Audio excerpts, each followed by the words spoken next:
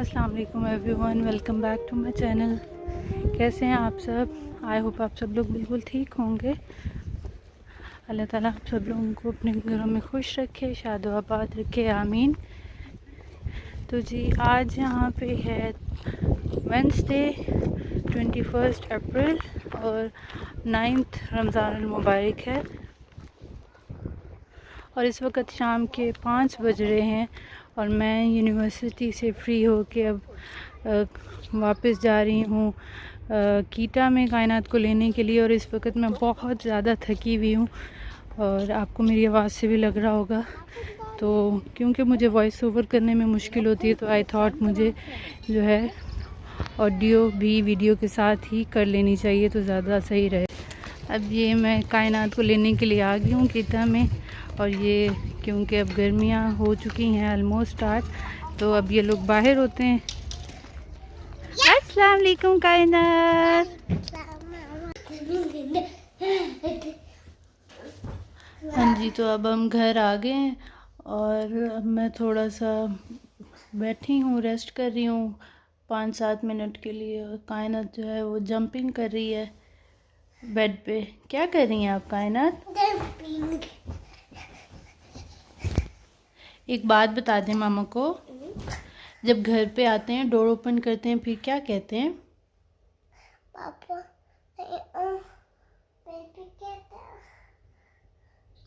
Baby कहते हैं पापा ओ बेबी कहते हैं। क्या कहते हैं? वालेकुम सलाम। अस्सलाम वालेकुम।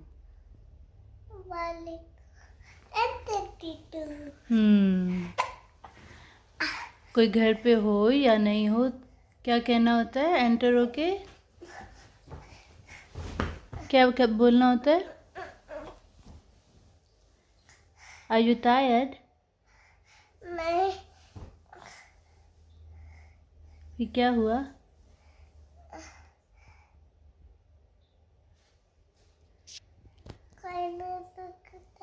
नहीं है वीडियो बनाने वीडियो बनाने लिए टायर्ड हैं आप? ये क्या बात हुई? चलें जी, अब हम पढ़ने लगे हैं नमाज असर की और कायनात भी मेरे साथ रेडी हो गई है नमाज़ पढ़ने के लिए। अब नमाज पढ़ेंगी? ओके। हाँ जी, तो इस वक्त हो रहा है 6:15 का टाइम। हम 5:45 बजे घर वापस आए थे। बस 5-10 मिनट के लिए रेस्ट किया और उसके बाद नमाज़ पढ़ी और कायनात अपनी बुक्स के साथ लग गई है और मंकी भी उसका साथ जो है वो भी है।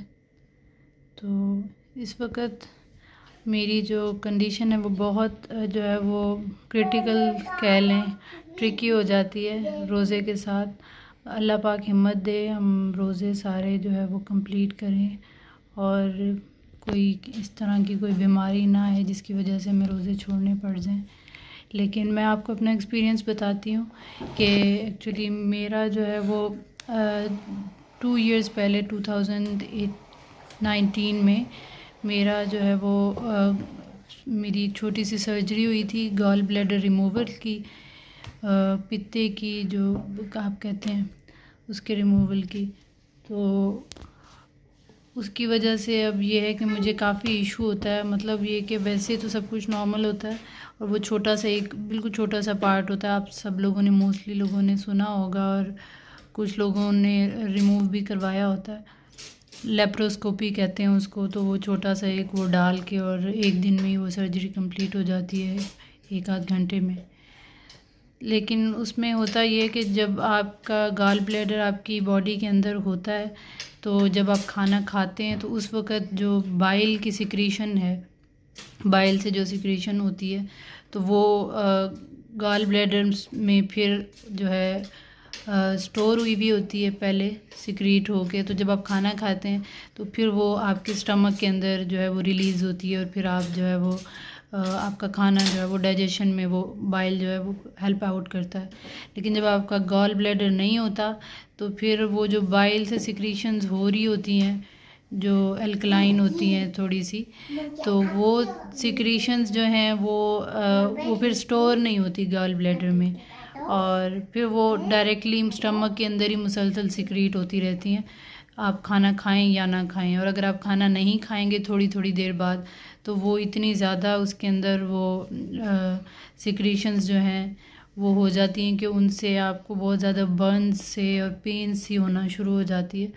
तो लास्ट ईयर तो आई थिंक मुझे इस तरह का कुछ ज़्यादा इशू नहीं हुआ था, लेकिन इस बार मुझे बहुत ज़्यादा तकलीफ़ हो रही है, और मुझे फिर ज़्यादा गैप मुझसे नहीं दिया जाता खाने में। लेकिन अब जो है रमज़ान में ज़ाहिर है रोज़े हमने रखने हैं, तो इसमें फिर ये है कि इस टाइम तक मेरी जो है ना कंडीशन जो है बस अल्लाह अल्लाह मैं कर रही होती हूँ कि खैर खैरियत से रोज़ा गुज़र जाए। तो अल्हम्दुलिल्लाह बस अब ये रोज़ा भी गुज़र ही जाएगा। तो आप लोग मुझे बताइएगा, काफ़ी लोग हैं मेरे जानने वाले, उनमें से भी कुछ लोग जो है जिनको ये इशू है।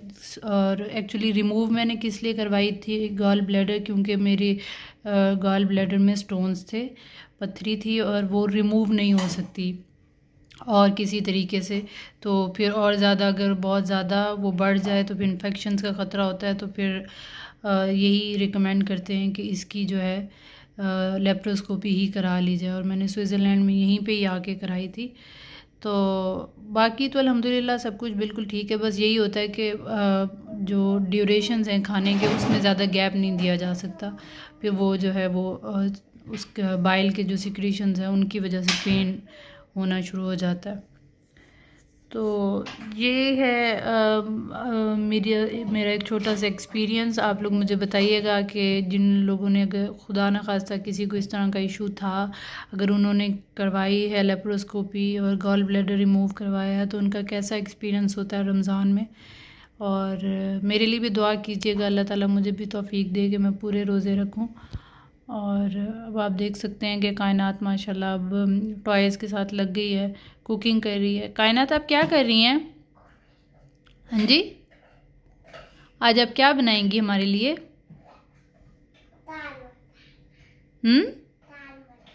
चाट मसाला बनाएंगी? ओके। हाँ जी, अब जल्दी से हम अफ्तारी की तैयारी करने लगे हैं। और जैसे कि मैंने आपको बताया था कि हम यूजुअली ज़्यादा कुछ अफ्तारी में फ्राइड आइटम्स या इस तरह की चीज़ें नहीं बनाते, बस एक फ्रूट चाट बनाते हैं और खजूर होती है, और जो नॉर्मल चावल या सालन जो भी बना होता है यूजुअली वही करते हैं। कभी 2-4 दिन बाद कोई एक दो आइटम्स हम बना लेते हैं। तो अब मैं फ्रूट चाट बनाने लगी हूँ जल्दी से, और इसमें हम आप देख लें कौन कौन से फ्रूट्स डालते हैं, जो भी अवेलेबल होते हैं वो यूज़ कर लेते हैं। सारे फ्रेश फ्रूट्स हैं, सिर्फ ये जो है हमारे पास पाइनएप्पल्स, ये कैन वाले जो हैं वो हमने यूज़ किए थे 2-4 दिन पहले, तो वो बचे हुए थे, तो वो अब मैं यूज़ करने लगी हूँ। और ये पाइनएप्पल का वही जूस है जो उस कैन के अंदर ही होता है, तो वो मैंने इसमें डाल लिया। और अब चलें जल्दी जल्दी से फ्रूट चाट रेडी कर लेते हैं। हाँ जी, तो हमारी फ्रूट चाट रेडी हो गई है माशाल्लाह, कलरफुल सी फ्रूट चाट। इसमें मैंने कोई ऑरेंज जूस वगैरह भी नहीं डाला है, नमक भी नहीं और लेमन भी नहीं डाला, इवन चीनी और चाट मसाला भी नहीं, जस्ट फ्रूट्स हैं। और इनका कलर जो है वो इसी तरह ही रहेगा, क्योंकि इसमें आपने देखा था मैंने इसके अंदर पाइनएप्पल का जूस डाला था, तो उसकी वजह से इसका कलर जो है वो सही रहेगा। तो शुगर कभी हम डाल लेते हैं, कभी डाल दिया। थैंक यू कायनात। क्या डालने के लिए? डाल दिया। कौन से वाले बॉक्स में डाला? ऑरेंज कलर वाले में। हाँ जी, तो अभी अफ्तारी में काफ़ी टाइम है, तो मैं आज सोच रही थी कि मैं जो है वो सवैयाँ बना लूँ कस्टर्ड के साथ। तो मीन्स के सवैयाँ दूध वाली जो होती हैं उसमें मैं कस्टर्ड पाउडर डालूँगी थोड़ा सा उसको थिकन करने के लिए। और ये मैं बनाऊँगी, कायनात बहुत शौक से खाती है, तो सुबह नाश्ते में वो खा लेती है, और थोड़ा सा हम भी जो है वो खाने के बाद अफ्तारी के बाद थोड़ा सा खा लेंगे। तो ये मैं बस जल्दी से चूल्हे पे रखूँगी। उसके बाद जो है वो मीटिंग है कायनात की, पेरेंट्स इवनिंग की मीटिंग है, तो वो मैंने उसको भी देखना है। 7 बजे मीटिंग है, अब आप देख रहे हैं इस वक्त 6:52 हो रहे हैं, तो 7 बजे वो हमने देखनी है मीटिंग, ऑनलाइन मीटिंग है।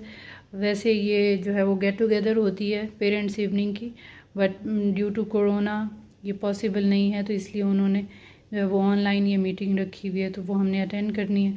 तो मैं जल्दी से ये सवैयाँ बनने के लिए रखती हूँ और साथ साथ फिर जो है वो मीटिंग का जो है वो आईडी ऑन करती हूँ।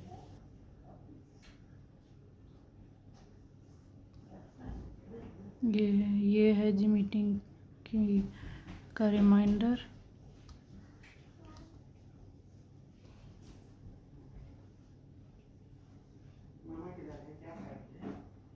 और कायनात के बाबा भी आ गए हैं। हाँ जी, आप देख सकते हैं इस वक्त मीटिंग शुरू हो चुकी थी, और क्योंकि स्पीकर्स ऑन थे तो इसलिए मैं बात नहीं कर रही थी उस दौरान, तो ये मैं बाद में वॉइस ओवर कर रही हूँ। और मीटिंग काफ़ी लंबी थी, ऑलमोस्ट 8:05 तक चली थी, तो उस दौरान मैं कुछ भी रिकॉर्ड नहीं कर सकी। ये कुछ पिक्चर्स थी जो उसमें उन्होंने जो प्रेजेंटेशन शेयर की थी उसमें उन्होंने बनाई थी, जिसमें कुछ कायनात की भी थी, तो वो मैंने शेयर कर दी आपके साथ। तो इस दौरान बस हम जल्दी जल्दी सारा कुछ जो भी हमारा इफ्तारी का सामान था वो भी साथ रखते रहे टेबल पे।